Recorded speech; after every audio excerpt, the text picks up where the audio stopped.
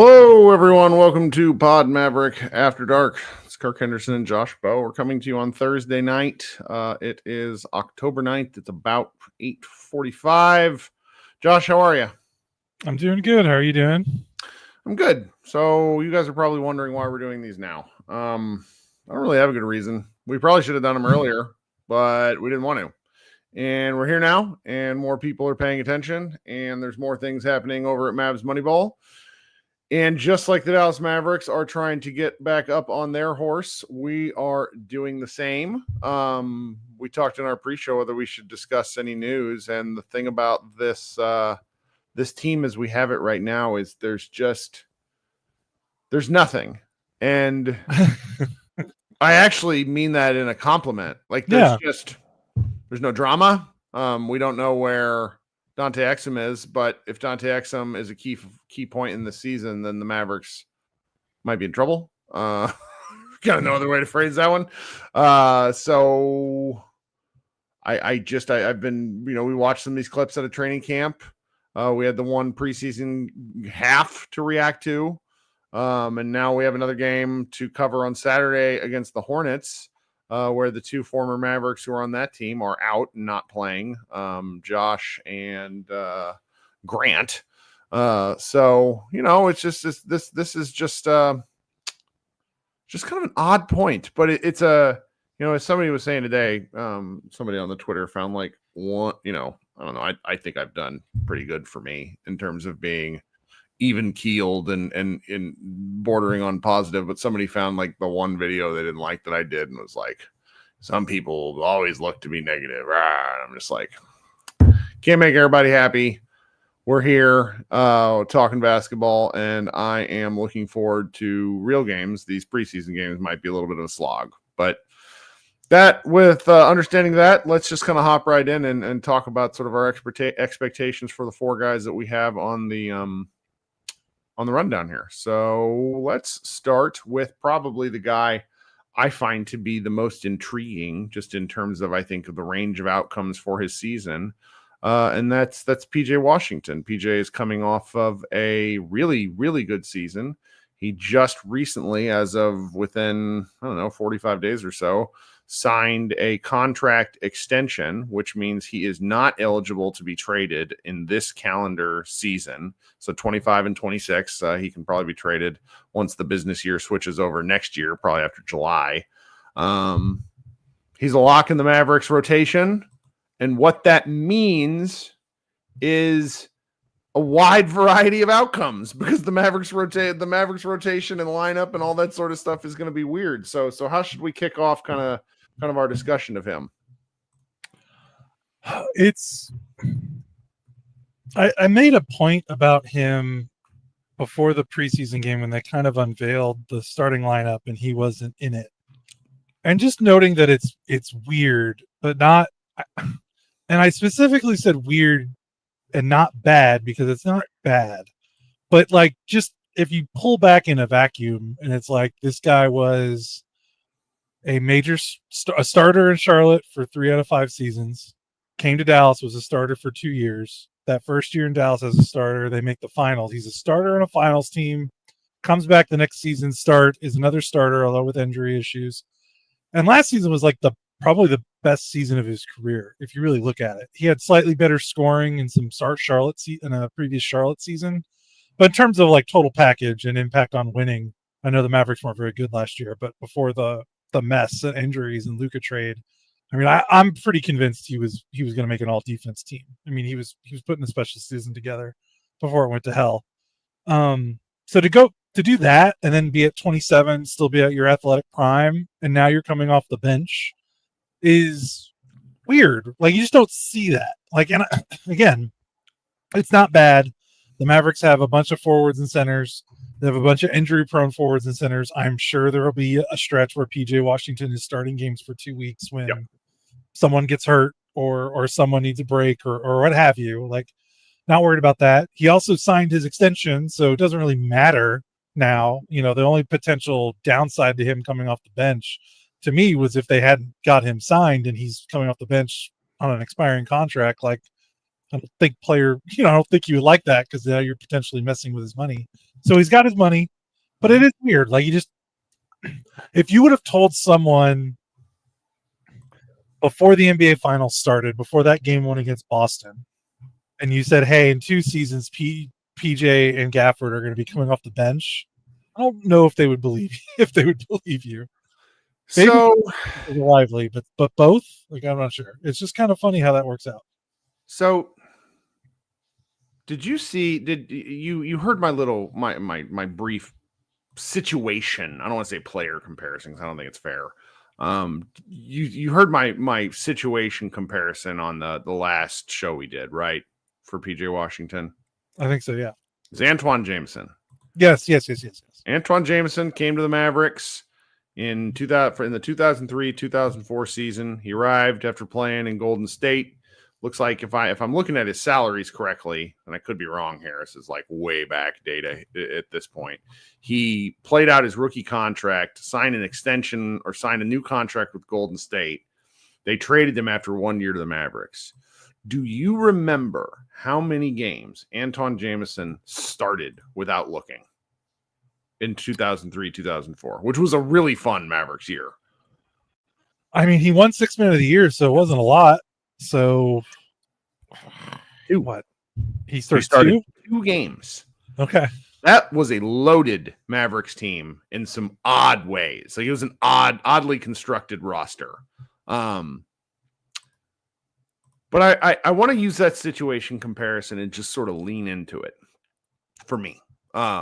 What my sort of hope is for him, because I've just been thinking about it, and if he can come in off the bench and carve up opposing teams the way he did against that weak Thunder team the other day, that is an element I just hadn't given much consideration to, because I didn't want to. You were right early on, and it's not that I didn't want to believe it, but I just didn't really give a lot of thought to the lineups and to the roster construction about how, and rotation is really what I mean. And so him doing this, him coming in and playing, let's just say he averages about 30 minutes a game his whole career. His entire career is about 30 minutes a game. If he plays 26 minutes a game, you know what Jameson played that year. Yeah, he almost played 30 minutes a game. That was one of the least minutes game he had his entire career with the Mavericks that year.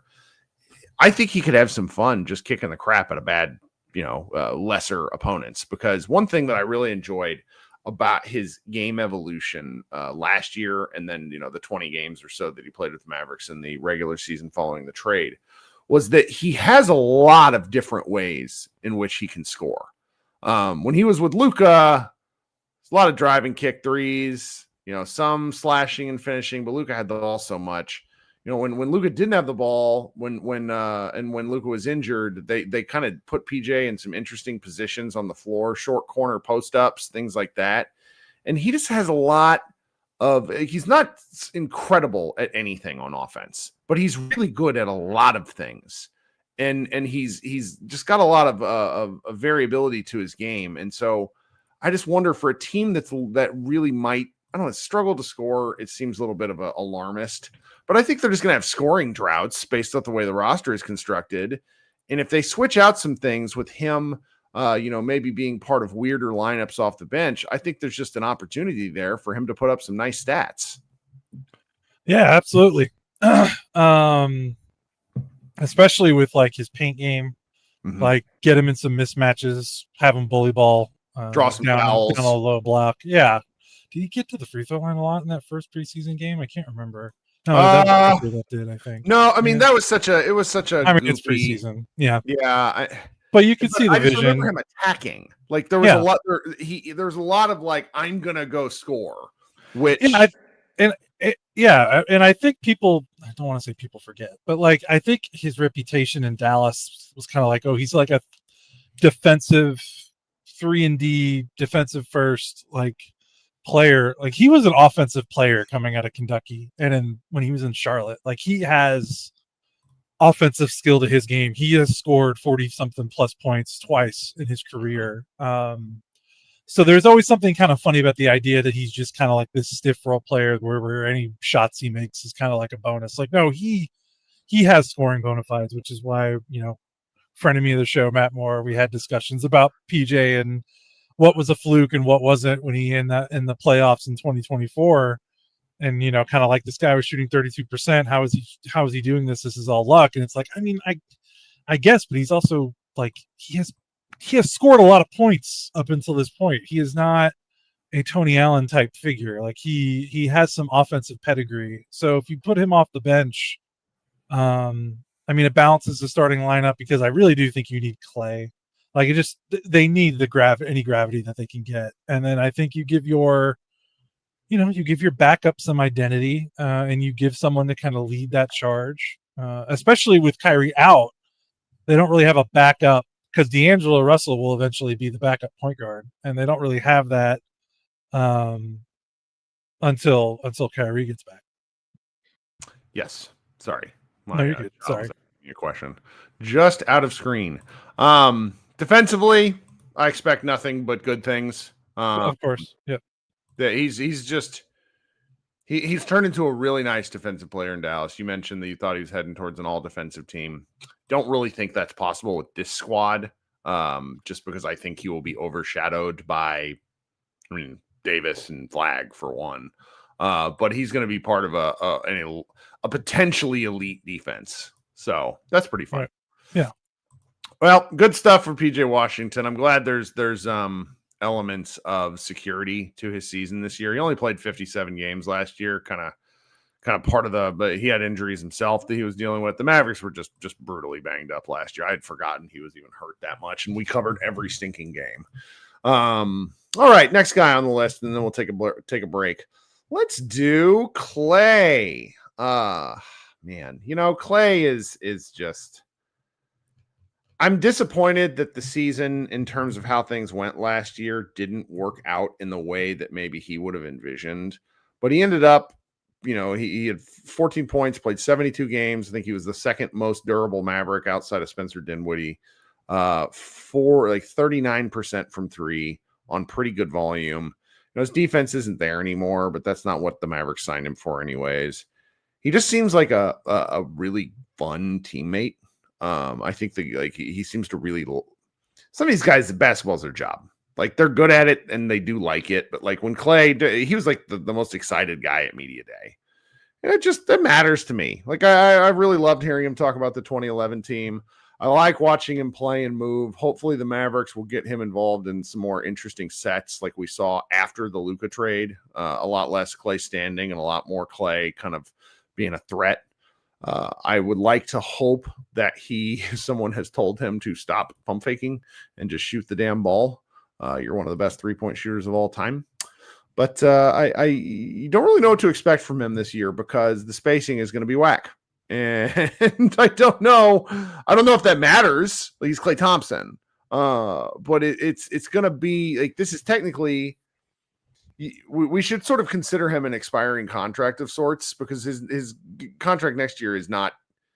It's a weird third year thing. The Mavericks will do right by him in any situation. That's not what I mean. It just, this feels like it's going to be the last year that Klay's in the Mavs and so I hope things go well, and I hope it's fun, because watching a guy like that, you just haven't. Mavericks haven't had a shooter. He's one of the best 3-point shooters of all time. You just don't get guys like that in the building very often. No, no, and I think like Mavericks fans would probably be surprised if they weren't looking at the numbers that he shot 39% from three last year, because I think he was just so hot cold. But he was game log is speaks to that effect. Like, yeah, it was pretty funny, and he was downright terrible on twos. He shot far and away a career low on twos. He was about 45%, down from 50 the previous year, down from, he's usually around 48, 47. So to go all the way down to 44.8, he wasn't great on twos. He did a lot. He did that thing where he would pump fake open threes and take like a midi, and it wouldn't look great. So that's stuff that he could maybe clean up. I don't know I mean, I don't know where he's going to get clean looks at 2 with the way that this offense is going to run with all the bigs in the paint. So, I mean, his job is going to be, I mean, he is low key one of the most crucial players on this roster because he's literally, I mean, it's him and D'Angelo Russell in terms of 3-point threats until Kyrie gets back for the most part. And in terms of like threatening 3-point threats, like that changes the way a defense guards you.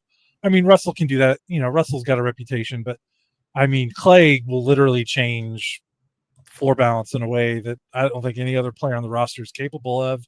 I mean, even Kyrie, his off-ball floor gravity is going to be crucial because they're going to need every inch they can get, even if they're not going to be a high-volume 3-point shooting team, even if Klay is going to be the one who makes most of the threes and there's not going to be a lot else. Like, him just being on the floor, even if he's not, like, let's say he's shooting like 36-37% from 3, or he's going through a slump.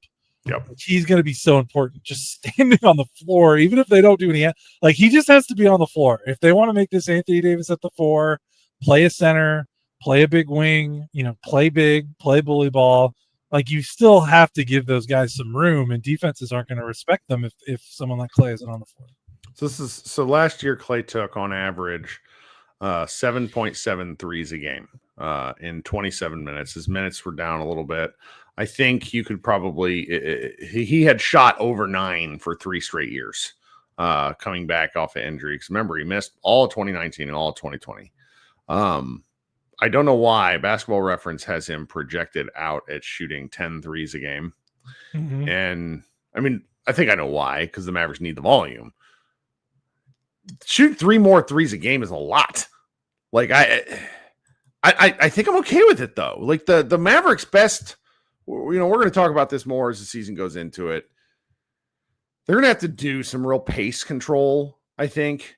And, you know, if they're shooting threes, then they also additionally, have to crash the offensive boards really hard. And they've got the guys to do it. So, you know, we'll see. I'm very much I like watching Klay play basketball. And, you know, we're moved on from the Luke era. It'll get referenced quite a bit, but it's going to be such a different stylistic version of basketball. And I think for a player like Klay, if he's feeling right, if his body's feeling right, hopefully Kid will be able to move him into spots where he can succeed. He's not going to have a, you know, we're not getting like a throwback season, but if we can have a good enough season from him, then that really increases the Mavericks' chances of getting up within the playoff race, because he's just that important of a player. Okay, about halfway through the show here, and we're going to take a quick break. But before we do, just take a note. If you are interested in supporting our show, I'm just going to be a lot more blunt about it this year. We appreciate the people that do so, the YouTube comments, the power chats, that sort of thing. YouTube takes a pretty healthy cut, and it's like 30 to 40%, I think. So if you're interested in supporting the show at all, there's a link that's pinned in the chat, which I'll throw out there. And then there is a link within the comments itself, both in the YouTube and within the podcast, if you're listening after the fact on an audio stream. Josh and I split that. Goes to me, but that's just because I like Josh lets me handle stuff, because I don't think he wants to have to do math, kind of math. So, you know, we're just, you know, we've been here for a while. I haven't ever really expected or asked for support, but it's just, you know, this is getting harder and harder for Josh and I to do, and so direct support means a more. I think that incentivizes us. So, okay, we'll be right back after inserting those ads. So I know they're about, you know, a couple minutes, but if you could listen to those, that really helps. We'll be right back. Okay. I also need to figure out how to insert the video ads in the right place, but that's neither here nor there. That's a one-day thing. I noticed a slight uptick in our subscribers. If you would consider subscribing to our show, I would love that. Josh and I, or one of us and someone from the Mavs Moneyball crew, record after every game. I'm going to do my best to do a post-game show after every single game, which I am around. I did a brief one after the preseason game, but obviously there wasn't a lot of interest in that game. I don't think people were really even knew how to watch it.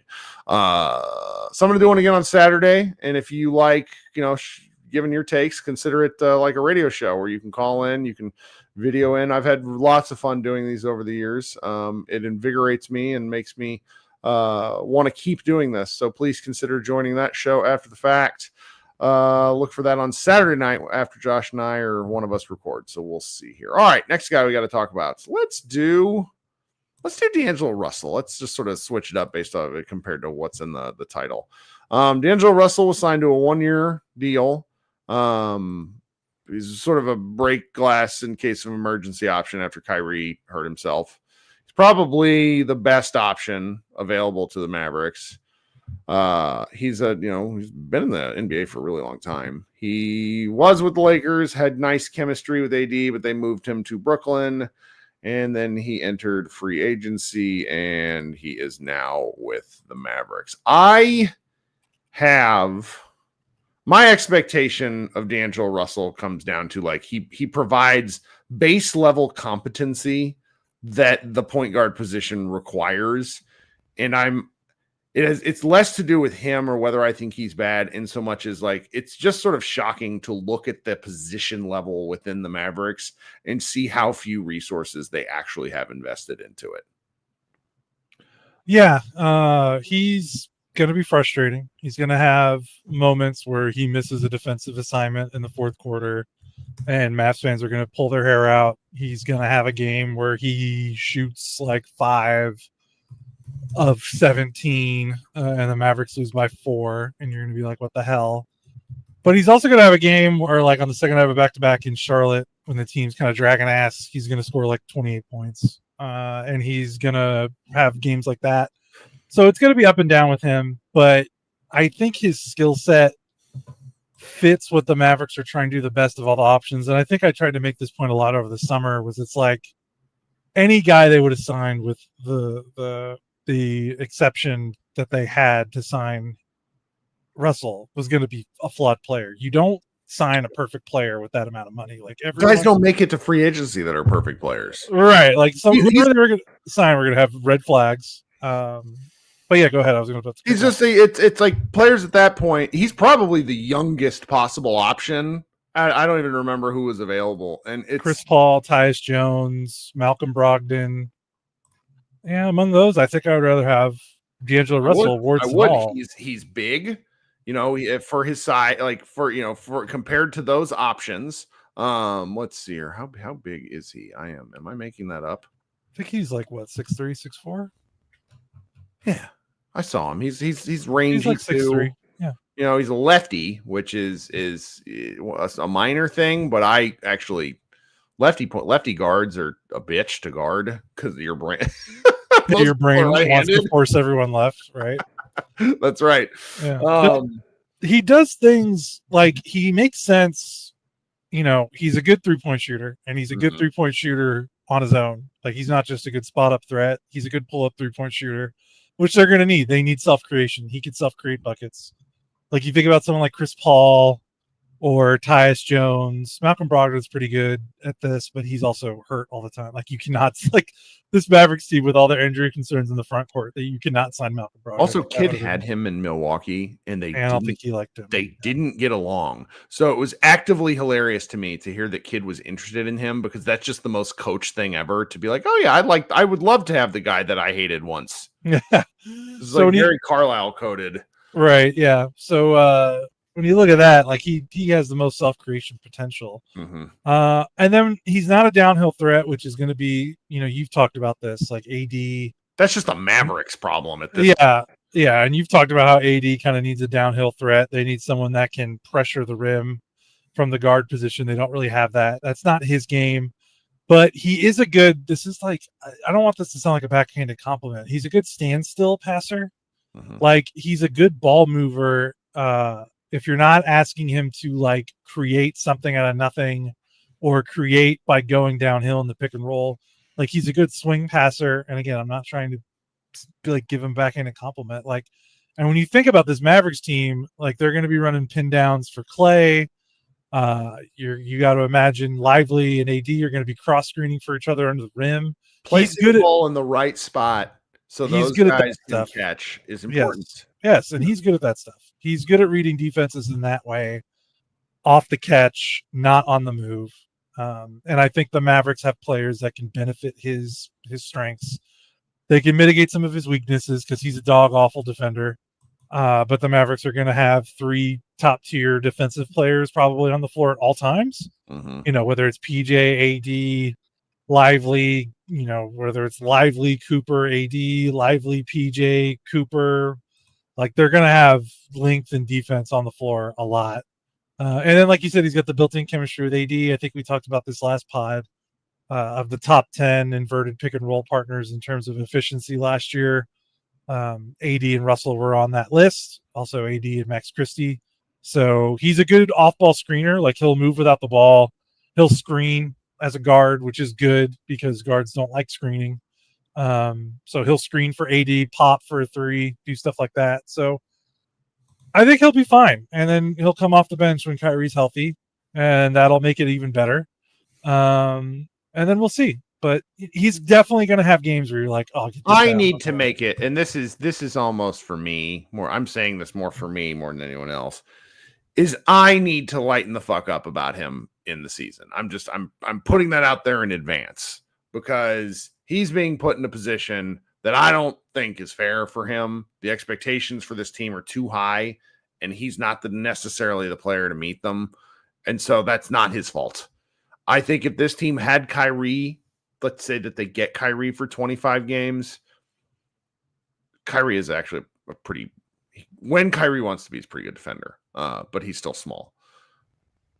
I just think the two of them work well together in a theoretical offense. Like, it's just 2 guards who can pass and who can move with a front line that can blot out the sun. It's at least interesting. So it's just, there's going to be nights where a bad situation. Yes, you know, there's nights where he's going to be frustrating, and I'm Yes. going to have to really do my best to understand the context for which he is sucking. And it's not necessarily on him. But it's also okay to say when a play, like, if he sucks, it's like, hey, he played bad. I don't know how to structure this in a podcast, but you and I have been talking about some things in our Slack that I think would make interesting podcast discussions in terms of the Mavericks offense versus the Mavericks defense, and just how extreme this feels like it could be. And when I say extreme, I mean really throwback basketball shit happening here. Like, the Mavericks aren't going to shoot threes. They are going to defend the paint, and they're going to dare you to beat them from outside. The problem is there are lots of NBA teams who can just nuke you from outside now. And so that's a different discussion. That's my fault for even bringing it up, but it's just where I go from. We need to have that discussion before the first regular season game. Yes. Like a season preview kind of thing. Yes. Well, so Russell, I am in a place where he's not going to shoot 37% from the floor this year. God, he shot 37% from that was with Brooklyn. Okay. Yeah. And he was kind of hurt. Okay. He's not normally hurt a lot. Like, he's pretty durable. But, yes. Yeah. And Kevin Gray of DLLS notes in the chat that if things go well for D'Angelo Russell, he'll be playing somewhere else next year. And that's what's the opposite of mutually assured destruction? Like, that's good. That's good for everybody. If he plays well, that means the Mavericks are going to be better off. And then you just kind of deal with that as you go. Last guy. Dereck Lively, our 2023 draft pick, who the night of the draft, I still remember being kind of grossed out about. And through 50 games, I remember being kind of about. And then all of a sudden, with the trend and the change in the rules interpretation in 2023-24, Dereck Lively became a key to Dallas Mavericks smash mouth basketball. And he's played under 100 games because last year was a bit of a throwaway year, for being quite candid, due to injuries and due to Maverick medical malpractice, call it what you will. This year seems like a big year. He was very positive in media day. If the Mavericks almost certainly will extend him, but how he plays this year, I think, determines the level of that extension. And I'm going to be curious to see what he can and isn't able to show. Mark Cuban made the comment on DLLS that he thinks the season will go based on how many threes Lively shoots. And I think he was sort of saying that glibly. It was funny. But it's just like I really don't know what to expect other than something better, other than to hope for something better than last year. Yeah. I think the 3-point shooting stuff, like we need to just get that out of the way. That's not happening. Mm-hmm. He didn't even attempt or spot up for 3 in the preseason. And if you're going to start doing that, you would start doing that in the preseason. So I don't, people act like he can become a floor spacer. He did make a 3-pointer in the finals from the corner. It did look very good, but that's like a surprise. Like if that ever happens, that's cool. Surprise. We got to talk about like the realistic possibilities of him. And again, I was so high on him coming off that 2024 finals run. He was so impressive. You do not see rookies anchor defenses like he did in that finals run. I know he came off the bench, but the Mavericks were so much better with him on the floor during that finals run. Not to even discount Gafford. It's not like but they just were.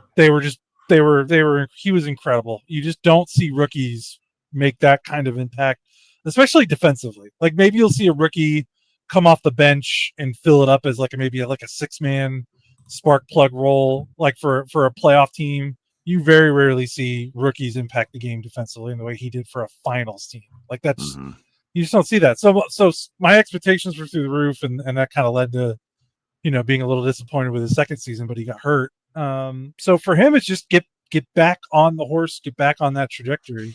We don't need to see anything crazy from him, I don't think. Just continued evolution of being a badass defensive center, continuing to improve on finishing at the rim, continuing to improve his passing, his ball handling ability. And when I say ball handling, I don't mean like dribbling. I mean like handling the ball at the elbows, being a facilitator, being a dribble handoff hub.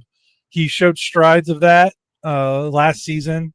The big thing for him was, can you learn to finish without dunking? And I think he has shown a lot there in the last 2 years, even though it's a little spotty because he had his rookie season and then last season he just didn't play enough.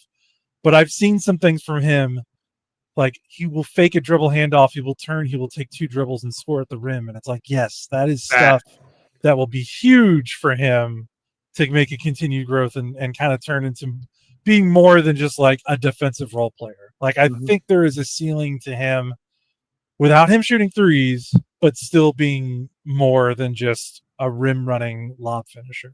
Well, they need, if we sort of accept the fact that the spacing is going to be limited and they're going to play, I just typed this out to somebody in the chat, but our guy Tyler Edsel referred to the Mavericks offense as the establishing the run offense.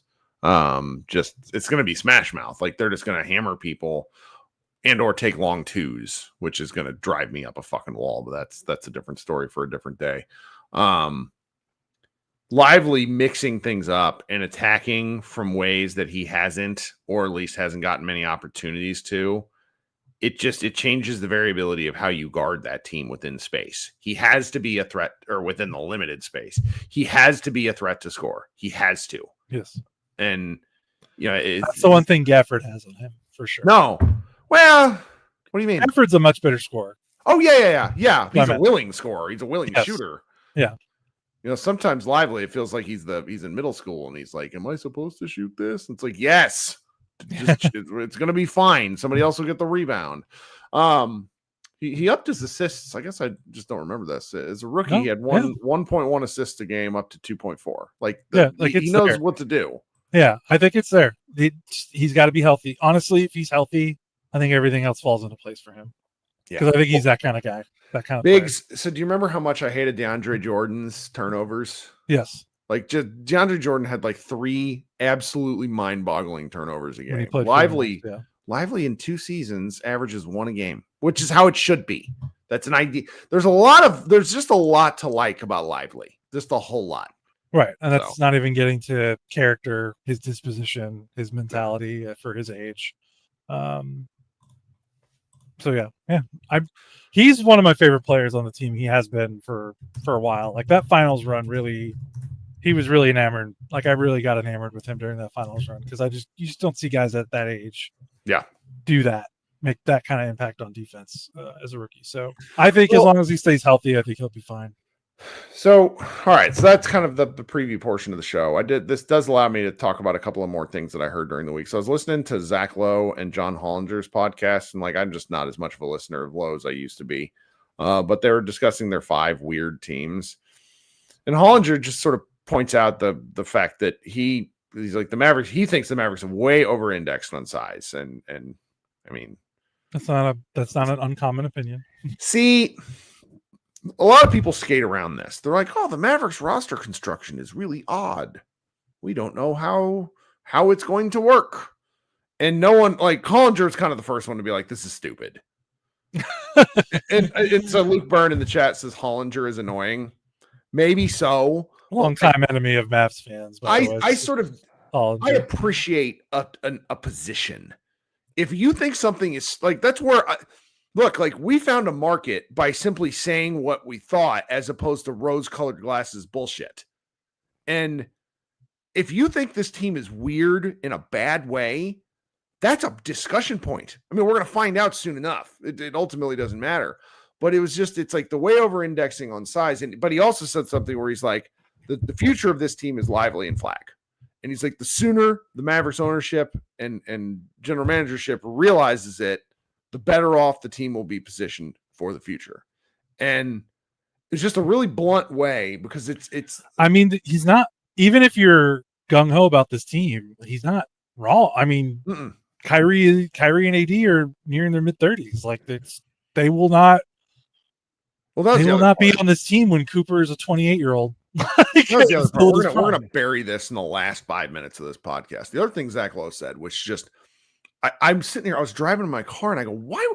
He said in July of 2026, so roughly 9 months from now, the Dallas Mavericks will have the option to extend Anthony Davis, to offer him another extension. Keep in mind, he is playing in year 1 of an enormous extension right now. It's like 183 million. He's roughly making $60 million a year. His last player option, it's like 63 million or something, and it's a player option. It's very important. The player option, they always want that flexibility. Let's go from there. Why would the Mavericks offer him an extension then instead of just waiting until the year before the player option? Like, I'm not talking about whether you think Anthony Davis is good or bad or any of that sort of stuff, though I do want to note that like a part of why Nico Harrison traded Luka Doncic is because they didn't think you could build a team paying anyone that much money. And there's some validity to that once you get past the number. So why would you commit that much money? Let's say it's like a 70, it's another 3-year extension. Why would you do that? I just didn't like Lowe brought it up and I was baffled. Why would the Mavericks do that? Who is the market for 34-year-old Anthony Davis who plays 55 games a year? I don't know. I mean, I'm sure there is. I'm trying to skirt my like sort of AD like confusion because it's like it borders on like sometimes I'm all right pessimistic on AD if I'm being honest. But it's just a weird thing to bring up. You're like, the Mavericks have a choice to make, and it's like, no, they don't. The future is Cooper Flag. You don't like what? I think it comes down to AD's a clutch guy also. Like, it's just going to be interesting. I think Lowe made a comment like AD is the kind of guy who walks in and just expects the max, like in terms of like, there's no negotiation here. Like he's like, I'm that kind of player. I might be paraphrasing. Right. So like, they'll have to figure that out. And who knows? I don't know. Like, boy, a lot could change between now and July. Yes. Like, holy cow, a lot could change by then. So I guess you're right. No, you're right. It was so odd. I had just had it would be weird. It would be weird. Even if they love AD and they want to keep him around, just financially, it doesn't make sense to sign. You should wait. You could wait till the year before his player option. Yeah, it was just like wait that whole next season. Like do right by him. Like I'm not insisting that they like kick him to the curb or treat him like crap or trade him immediately. I will think that they should trade him immediately, but I'm not. That's not going to be something I'm banging a drum about because it's not going to happen. But it's such an odd thing to bring up about this team because I guess he's talking about their window because it's like the self-imposed window. But it's like when you have Cooper Flag, all that window talk goes out the war. Like it goes away, and they're already tinkering with expectations, as they should. Kid talking about Kyrie, maybe, let's slow those horses down a little bit, is important. It's what I want them to do. Like I want this team to win. I think top 6 playoff expectations are just really, really crazy. Like Proud Vet says, if they struggle early, Kyrie will be back by Christmas. Just as a point of fact, Kyrie Irving has never once come back from an injury early in the history of time. And he's had some weird and lengthy injuries. He's already gotten paid. So he has no reason to do that. Why would he take his health into account there? And I think, and that sort of thought from the fans, I think is pretty wide, is pretty common. It's like, oh, well, Kyrie wants to come back as soon as possible. And it's like, of course he does. All these guys want to come back. Like, you very rarely get guys that don't want to come back. But it's also, it's ACLs are at 30s or nothing to mess with. It's just this, they just got to throttle these expectations back and say, we want to make the playoffs.